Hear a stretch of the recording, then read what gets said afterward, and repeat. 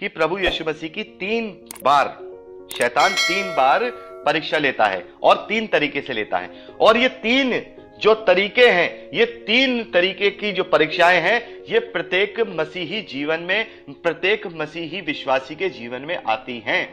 देखिए, एक एक करके तीनों को हम पढ़ेंगे और एक एक करके तीनों का मतलब समझेंगे। पहली परीक्षा 3रे वचन में, तब परखने वाले ने पास आकर उससे यानी प्रभु यीशु मसीह से कहा, यदि तू परमेश्वर का पुत्र है तो कह दे कि ये पत्थर रोटियां बन जाएं। प्रभु यीशु मसीह उत्तर देते हैं 4थे वचन में, लिखा है मनुष्य केवल रोटी ही से नहीं परंतु हर एक वचन जो परमेश्वर के मुख से निकलता है जीवित रहेगा। तो यहां पर जो पहली परीक्षा है वो प्रभु यीशु मसीह की शैतान क्या कर रहा है, हम सब जानते हैं। पहले वचन में पढ़ा कि प्रभु यीशु मसीह जंगल में थे और वो 40 दिन 40 रात से कुछ भी नहीं खाए हुए थे और वो भूखे थे। तो शैतान यह जानता है कि प्रभु यीशु मसीह की सबसे पहली प्राथमिकता क्या है। इसकी सबसे पहली जो शरीर में रहकर के इसकी प्राथमिकता है कि इसे रोटी की जरूरत है, इसे खाने की जरूरत है। तब वो क्या कर रहा है, उससे कह रहा है कि तू कहे इन पत्थरों से कि ये पत्थर रोटियां बन जाएं। तब यीशु मसीह क्या कह रहे हैं, यह ध्यान से सुनने वाली बात है। यीशु मसीह कहते हैं परंतु हर एक वचन से जो परमेश्वर के मुख से निकलता है जीवित रहेगा। मनुष्य केवल रोटी से ही नहीं वरन वचन से भी जीवित रहेगा। तो यहां पर जो पहले तरीके की जो परीक्षा है उससे यह हमें इंडिकेशन मिलता है कि जब हम प्रभु यीशु मसीह को ग्रहण करते हैं तब शैतान क्या करता है, हमारे रोजगार पे अटैक करता है। शैतान हमें आर्थिक परिस्थिति में डालता है, शैतान हमारे पीछे पड़ जाता है और यह सच्चे विश्वासियों के लिए होती है। मैं आपको बताता हूं, जब हम विश्वास में निर्बल होते हैं, जब हम विश्वास में कमजोर होते हैं, जब हम प्रभु यीशु मसीह में बढ़ रहे होते हैं, तब शैतान हम पे अटैक नहीं करता। तब हमें परमेश्वर की ओर से वो सारी चीजें, वो सारी आवश्यकताएं हमारे जीवन में आती हैं क्योंकि वो हमारे लिए जरूरी होती हैं। लेकिन जब परखने की बात आती है, जब हम प्रभु को पूरी तरह से अंगीकार कर लेते हैं, पूरी तरह से प्रभु यीशु मसीह को अपने हृदय में ग्रहण कर लेते हैं, तब शैतान हमारे जीवन के अंदर क्या करता है, उथल पुथल को मचाता है। तो ये प्रत्येक विश्वासी के जीवन के अंदर ये परीक्षा डाली जाती है शैतान के द्वारा कि वो हमारी आर्थिक परेशानियों को क्या करता है, बढ़ाता है, बहुत बढ़ाता है। हर एक आप इसको जो है एक्सपीरियंस कर सकते हैं। यदि आपने सच मायने में अपने जीवन के अंदर मसीह को ग्रहण किया होगा तो आपके जीवन में भी सबसे पहले उसने, शैतान ने क्या किया होगा, आपके जीवन के अंदर आपकी आर्थिक परेशानियों में डाल दिया होगा, आपके रोजगार पे अटैक किया होगा, जिससे कि क्या हो कि आप अपने विश्वास में कमजोर पड़े।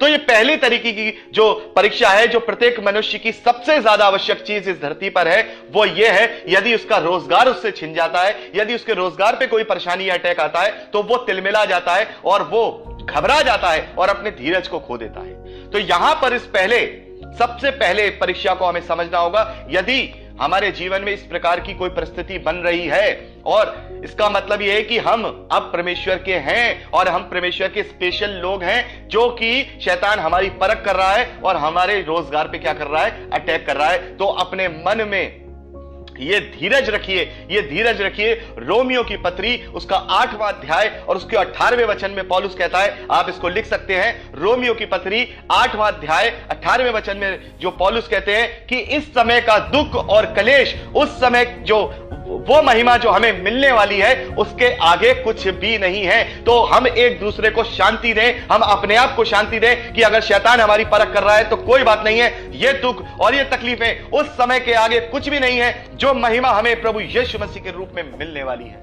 और पौलुस कहता है तुम एक दूसरे को शांति दिया। तो पहली परीक्षा इस प्रकार से होती है कि वो हमारे रोजगार पे अटैक करता है, हमारी आर्थिक परिस्थितियों में जो है उथल पुथल लाता है ताकि हम अपने विश्वास पे कमजोर हो सकें। लेकिन यहाँ प्रभु यीशु मसीह कहते हैं कि मनुष्य केवल रोटी से नहीं परंतु हर एक वचन से जो परमेश्वर के मुख से निकलता है जीवित रहेगा। यदि हमारे जीवन का ये संसारिक जीवन किसी भी तरीके से दुख और तकलीफ में बीतता भी है तो कोई बात नहीं, हमारे लिए बहुत बड़ा प्रतिफल जो स्वर्ग में प्रभु यीशु मसीह के वादे के अनुसार रखा हुआ है, हम उसके अनुसार अपने आप को शांति दिया करें और ये कहा करें कि वो कलेश कुछ भी नहीं है, ये जो कलेश है ये कुछ भी नहीं है, ये जो दुख है ये कुछ भी नहीं है उस अनंत महिमा के आगे जो हमें मिलने वाली है।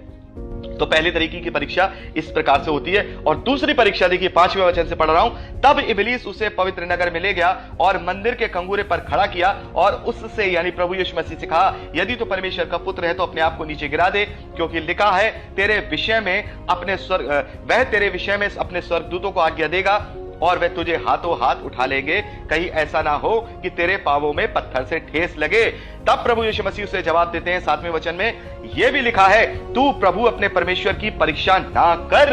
तो यहां पर जो दूसरी बात आती है, जो दूसरी परीक्षा हमारे जीवन में आती है, जब हम पहली परिस्थिति से उसके जो आर्थिक मंदी की जो परिस्थिति होती है, जो शैतान के द्वारा परख होती है, उससे हम प्रभु यीशु मसीह के धीरज के द्वारा, वचन की शक्ति के द्वारा जब वहां से निकल जाते हैं, तब हमारे जीवन में क्या आता है, शैतान ऐसी परिस्थितियों को हमारे जीवन में लेके आता है कि हम घड़ी घड़ी परमेश्वर की परख करने लगते हैं कि परमेश्वर, हम तो तेरे जन हैं, हमने तो तेरे लिए इतना धीरज रखा, हमारे जीवन में तो इतनी सारी कठिनाइयां परेशानियां आई, फिर भी हमने तेरा विश्वास ना तोड़ा, अब हमारे जीवन में ऐसा क्यों नहीं हो रहा?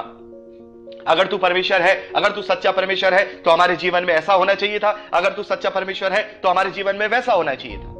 तो क्या करते हैं, शैतान हमें बरगलाता है कि हम परमेश्वर की परीक्षा करने लगे, हम क्या करें, परमेश्वर को परखने लगे। परखने का काम हमारा नहीं है, परखने का काम परमेश्वर का है। हम परमेश्वर को नहीं परखेंगे, बल्कि परमेश्वर हमें परखेंगे, क्योंकि प्रभु यीशु मसीह कहते हैं कि वचन में लिखा है तू प्रभु अपने परमेश्वर की परीक्षा ना कर।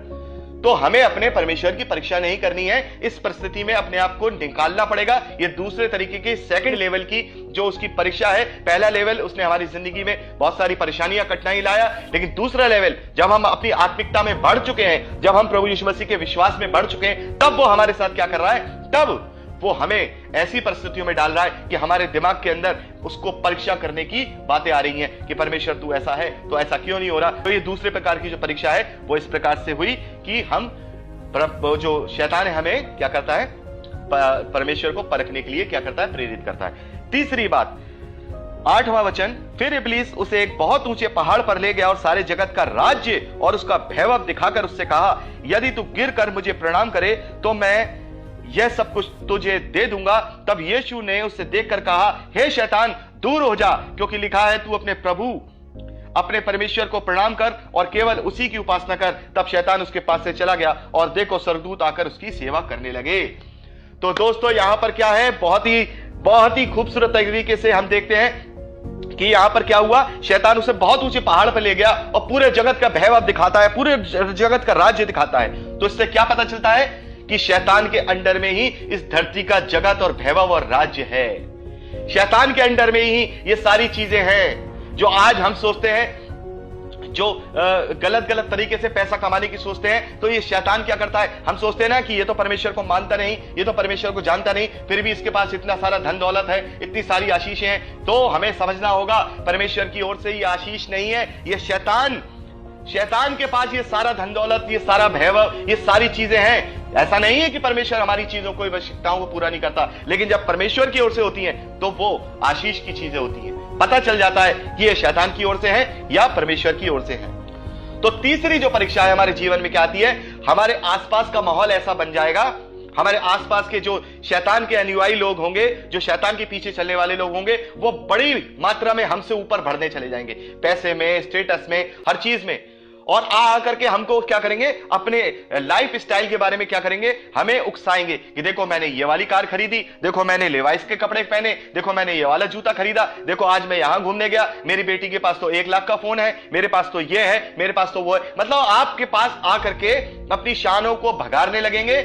ये शैतान करवाएगा कि आपके अंदर अभिलाषा जागे और आप अपनी अभिलाषा में फंस के शैतान को दंडवत कर दें। यहां पर देखिए शैतान क्या कहता है, यदि तू गिर कर मुझे प्रणाम करे तो मैं ये सब तुझे दे दूंगा। तो क्या होता है, इस तीसरी परीक्षा में ही इंसान आकर के टूट जाता है। वो अपने आर्थिक परेशानियों में जब फंसता है तो वो निकल के आ जाता है और वो कभी अपने आप से परमेश्वर की परीक्षा भी नहीं करता है। लेकिन जब तीसरी बात आती है, जब हमारे आसपास का जो माहौल शैतान ऐसा क्रिएट कर देता है कि हमारे जो जानने वाले होते हैं, हमारे जो रिश्तेदार होते हैं, हमारे जो भाई बहन होते हैं या हमारे कलीग्स होते हैं, उनको ऐसा बढ़ा देगा, क्योंकि वो शैतान को दंडवत किए हुए हैं, उनको ऐसा बढ़ा देगा कि वो आकर को आपको नीचा दिखाएंगे और अपने आप के अंदर आप क्या करेंगे, अपने आप को नीचा फील करेंगे और तब आपको गुस्सा आएगा और तब आप क्या करते हैं, बहुत से लोग शैतान की इस परीक्षा को समझ नहीं पाते और वो उसे झुककर प्रणाम कर देते हैं। लेकिन यहां पर यीशु मसीह क्या कहते हैं? यहां पर यीशु मसीह कहते हैं, दूर